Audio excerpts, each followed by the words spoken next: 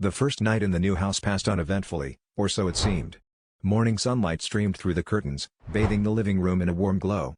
Thomas was the first to wake, the creaking of the old floors following him as he moved about the kitchen, starting coffee and quietly unpacking boxes. Marissa joined him soon after, her eyes still heavy with sleep. "How'd you sleep?" she asked, wrapping a robe around herself as she poured a cup of coffee. "Like a log," Thomas replied, though he couldn't shake the feeling that he had been restless in the night. The creaks and groans of the house had seemed louder, more insistent, as if trying to communicate something he couldn't quite grasp.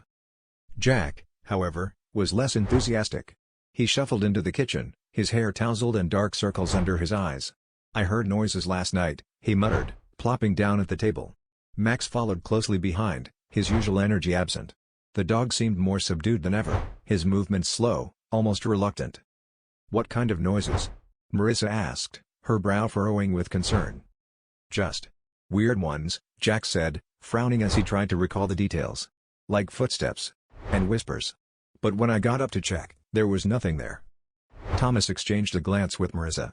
"It's probably just the house settling. Old houses like this make a lot of noise." Jack didn't look convinced, but he didn't argue. Instead, he absently patted Max on the head, the dog's tail giving a weak wag in response. As the day wore on, the family busied themselves with unpacking and arranging furniture. But even in the daylight, something felt off. The house was too quiet, too still, as if holding its breath.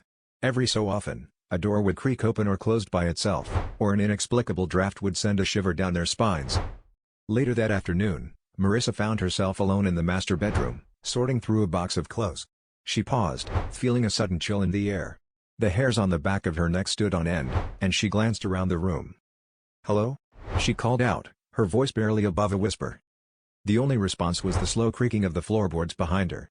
She spun around, heart pounding, but saw nothing, just the empty hallway leading to the rest of the house.